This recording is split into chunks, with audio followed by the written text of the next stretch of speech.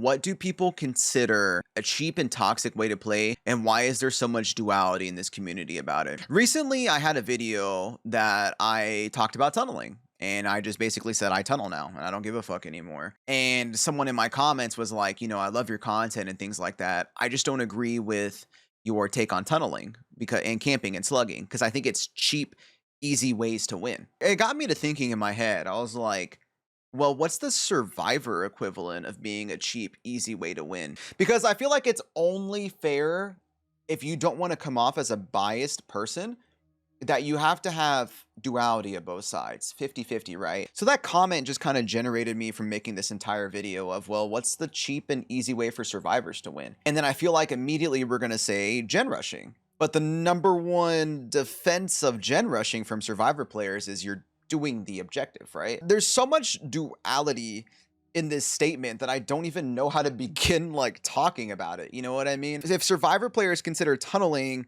camping, and slugging cheap, easy, toxic, free ways to win, can we just come up with like a general answer of how survivors are finding cheap ways to win too? I saw this TikTok the other day too. Someone had posted their POV. They were going against a competitive Swift, right? And that's like on a crazy number win streak. And in the comments, the comment section is defending gen rushing. Everybody in here complaining about gen rushing. That's literally the objective. Do gens faster. Or people making comments like, people in here complaining about gen rushing. What do you want survivors to do? Walk around the map? So I just think I just need survivor players to really have the same mindset next time they say that, because there's not a single survivor main out there at all that thinks gen rushing is toxic. They think it's necessary, right? For killer players, if we're trying to expedite our objective and tunnel someone out of the match, it's immediately labeled as cheap. I like I said, I just don't think it's fair. I just don't think we can create this culture of like, oh, one side can expedite the objective, which is 3 survivors on 3 separate generators, cranking them full speed, bringing the best gen builds, bringing toolboxes, while only one person's in chase distracting the killer. Because survivor number advantage is 3 gens at a time, max efficiency, right? 3 separate gens, no debuff from stacking multiple survivors on the gens and bringing the best shit available. But for killer, their number is 1. Like survivors, your magic number is 3 people split up. Survivor or killer, I'm sorry, it's 1. I need to get 1 survivor out of the match as fast as possible. And people will critique killer builds having quads, 4 perks that slow down the game, and sweaty add-ons, and a Mori offering to tunnel and Mori the last survivor in case they have decisive strike.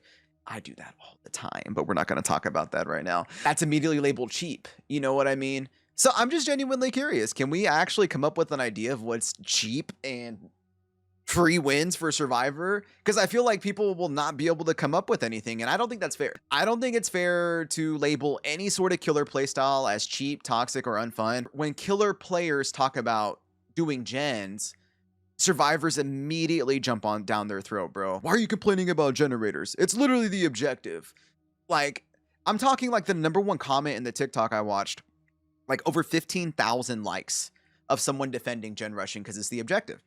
And I don't want to go there, but I just want to be that guy that in the comments that's just like, okay, well, next time you get tunneled, just know, that's the objective. The killer's objective is to kill. Killer players are just held to such a high standard when it comes to the way they play. But if survivors want to meme the whole game, no one bats an eye. If they want to head on, flashbang, locker save, Savo, the entire match, no one bats an eye. But, killers, they want to camp, tunnel, and slug, or run these cheesy builds of like Spear Fury, Enduring, and Hubris. Oh man, that's awful. That's shitty to go against. That's terrible, Or even like vice versa, like survivors, they immediately load up and they hear the Ghoul or Legion and they don't want to play because they don't want to mend. Killer players, you load up and you're just expected to lock in for the ride, whether it's a full bully squad for 20 minutes or you're going to get your ass gen rushed in 4 minutes. I feel like killer players are just not allowed to complain. You know what I mean? Because the core essential objective for survivors gens, the core central objective for killers is killing.